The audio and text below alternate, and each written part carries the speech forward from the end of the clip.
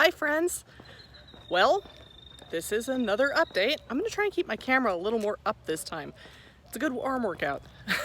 It's also very difficult after walking and talking for 8 minutes. Anyway, I wanted to share something that I discovered this morning through writing some stuff out on a Facebook group with some friends and talking about what I'm doing with this series and learning the fiddle and the oral tradition and stepping into my roots and all of that.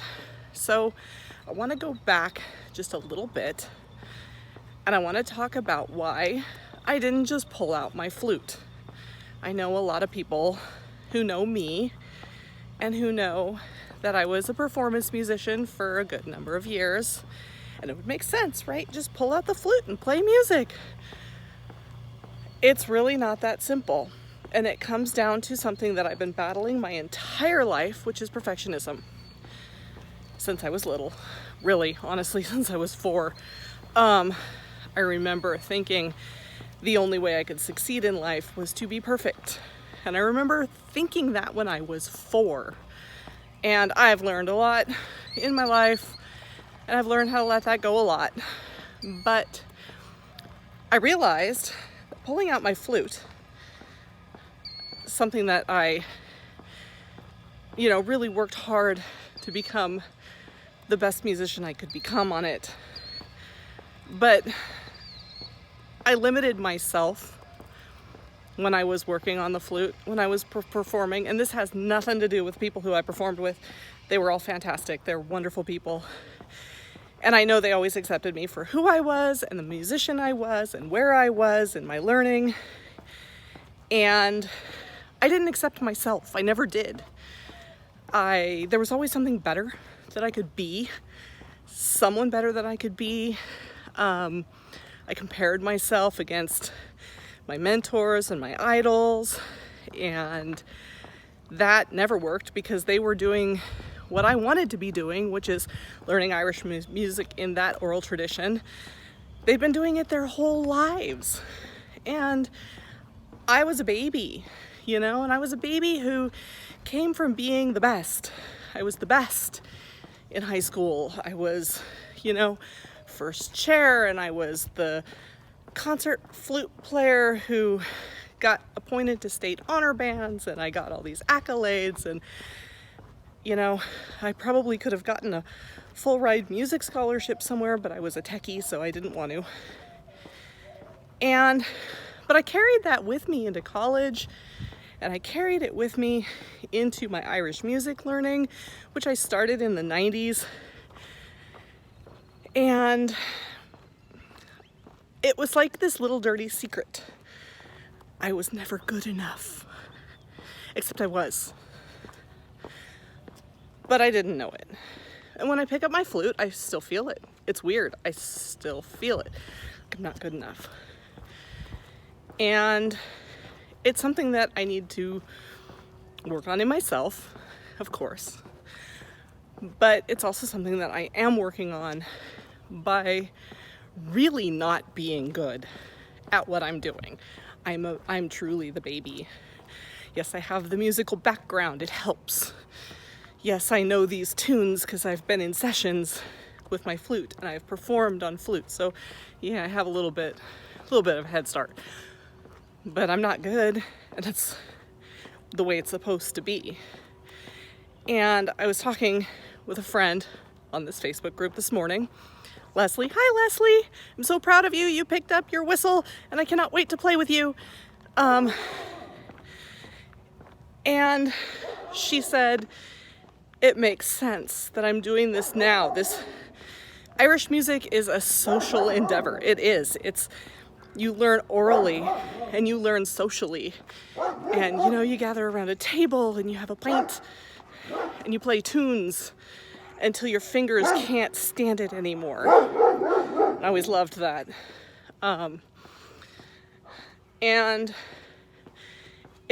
she said it makes sense that I'm doing this when we're all in isolation, when we're all in quarantine, because first and foremost, music is felt.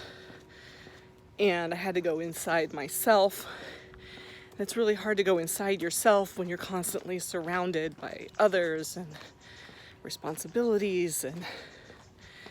And I want to say I hit a low point before I started this. I did a very low point where I was like, what am I even doing?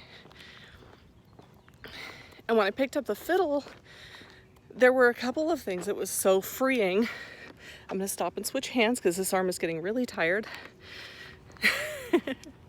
It was so freeing to be able to log on to the online academy of Irish music. They have no idea how much advertising I'm giving them right now. I've also passed them on a couple subscribers already. But when I opened that up and I started playing that tune and I started just fiddling around, I know, bad pun, sorry. And I realized that the people in those videos are my social connection right now.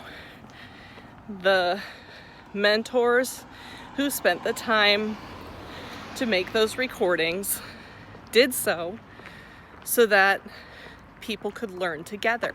And I'm one of those people, one of tens of thousands. I mean, they've got like 60,000 subscribers.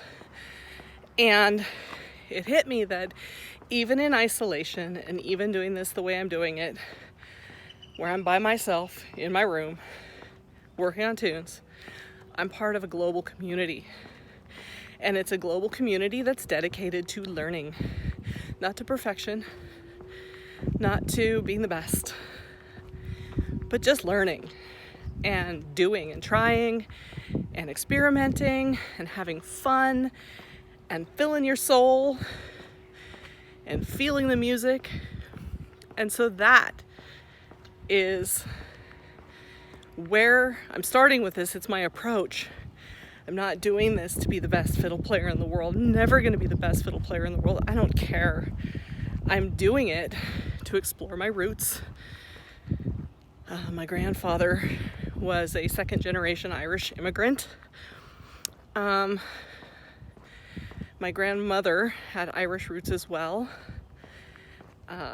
She was here her family was here a little longer than my grandfather's. And to really dig into the tradition of it and the soul of it. And when you learn these tunes, you have to remember that they've been passed on for some of them hundreds of years through countless people and generations and regions, and they change and their names change, but the soul of the tune is the same. And that is what I'm going for, is the soul of it. Not all the perfection, not all the, hey, look at me, I know I'm doing this publicly, but it's still, it's about sharing. And it's about building a community and building on a community that's been established for hundreds of years. So that's my little talk today. I'm going to finish my walk. I'll post this when I get back. And then I have a bunch of work to do. Gotta pay the bills. And then I'll get back to fiddling. And I will talk to you later.